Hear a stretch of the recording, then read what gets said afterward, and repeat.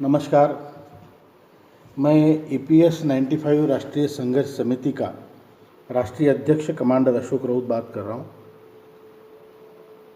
मैं अभी अपने सभी EPS 95 पेंशन धारकों को, जो कि नेशनल एजुटेशन कमेटी या राष्ट्रीय संघर्ष समिति में कार्यरत है, उनके लिए कुछ संदेश देना चाहता हूँ। आप सबके प्रयत्न से, आप सबके एकता से और आप सबके आशीर्वाद से ये संगठन देश का एक बहुत बड़ा संगठन बन चुका है। 27 राज्यों में जिला स्तर पर हमारी कमेटियां बनी हैं और हमने अपनी पेंशन, जो हमारा लेजिटिमेट हक है, वो पाने के लिए हमने बहुत सारे आंदोलन किए हैं।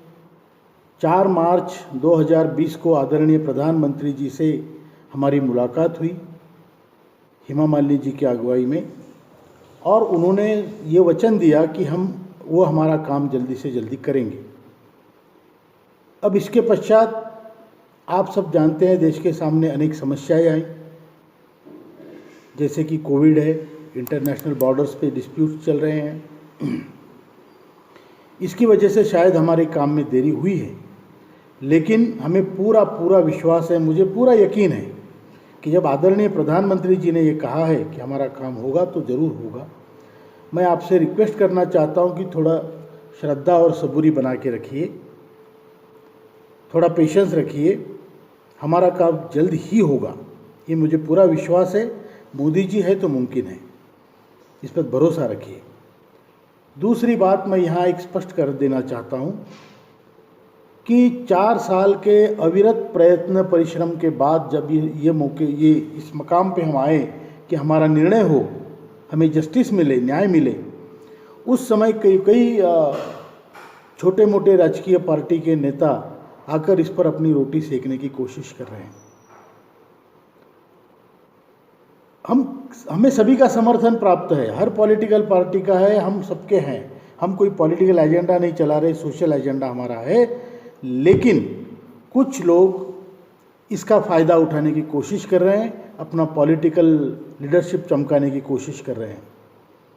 कई 1-2 लोग मैंने ऐसे देखे हैं जो वीडियो बनाते हैं और देश EPS के नाम पे देश के बड़े बड़े नेताओं को, देश के सर्वमान्य नेताओं को गाली गलौज करते हैं, बुरी अभद्र भाषा में बात करते हैं। इसके लिए हमारी सम्मति कभी नहीं रही है, न रहेगी। हम शिष्टाचार से, शांतता से हमारा आंदोलन कर रहे हैं। तो ऐसे नेताओं से सावधान रहिए, वो हमारा हित नहीं कर रहे, हमारा अहित कर रहे हैं। कोई एक पॉलिटिकल पार्टी है, इंडियन यूनाइटेड समथिंग, और वो आके इधर बड़े बड़े नेताओं को गाली गलौज कर रहे हैं। आप अपनी खुंदक यहाँ मत निकालिए। ये सामान्य लोगों का, सामान्य अधिकार के लिए सामान्य लोगों की लड़ाई है, डेमोक्रेटिक या लोकतंत्र के हिसाब से चल रही है। उसमें आप अपनी टांग मत अड़ाइए। इससे आपका फ़ायदा नुकसान मुझे मालूम नहीं, लेकिन इतने 65 लाख वृद्ध पेंशन धारकों का नुकसान आप कर सकते हैं। ऐसे लोगों से हमें बच के रहना है। दूसरी बात, कुछ ऐसे भी लोग हैं जो कोर्ट के नाम पर या और किसी नाम पर लोगों से पैसे ऐंठते हैं। मैं आपको बता देना चाहता हूँ, नेशनल एजुटेशन कमेटी या राष्ट्रीय संघर्ष समिति किसी से पैसा नहीं मांगती। ये सोशल वर्क है, ये त्याग पर निर्धारित है, ये त्याग पर आधारित है, ये स्वार्थ पर आधारित नहीं है। इसलिए ऐसे कोई भी लोग आपको पैसे मांगे तो उनको पैसा मत दीजिए, उनके झांसे में मत आइए, और विश्वास रखिए हमारा काम होगा।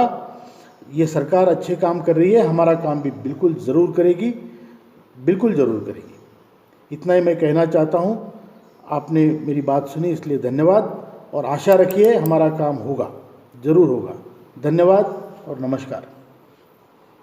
अगर आप शेयर मार्केट में इन्वेस्ट करना चाहते हैं तो इसके लिए आपको एक ट्रेडिंग अकाउंट की जरूरत पड़ती है। ट्रेडिंग अकाउंट ओपन करने के लिए वीडियो के डिस्क्रिप्शन में मैंने आपके लिए एक लिंक दे के रखा है। उस लिंक पर क्लिक करके अगर आप ट्रेडिंग अकाउंट ओपन करते हैं तो उस ट्रेडिंग अकाउंट ओपनिंग के लिए आपको कोई भी चार्जेस देने की जरूरत नहीं है, साथ में कोई भी एनुअल फी देने की जरूरत नहीं है। और जब भी आप इक्विटी में शेयर खरीदेंगे या फिर बेचेंगे तो उसके ऊपर आपको कोई भी ब्रोकरेज देने की जरूरत नहीं है। अगर मान लीजिए आपने 100 रुपए का कोई शेयर खरीदा और उसे 150 रुपए में बेच दिया तो जो 50 रुपए का फायदा होगा तो वो सीधे आपकी जेब में जाएगा। इसके ऊपर जो है वो आपको कोई भी ब्रोकरेज चार्जेस देने की जरूरत नहीं है, कोई भी यहाँ पर आपको चार्जेस नहीं है। तो इसके लिए अगर आप अकाउंट ओपन करना चाहते हैं तो वीडियो के डिस्क्रिप्शन में मैंने एक लिंक दिया हुआ है, तो उस लिंक पर क्लिक करके आप घर बैठे ऑनलाइन एक डीमैट अकाउंट ओपन कर सकते हैं। तो चलिए अभी वीडियो में आगे बढ़ते हैं।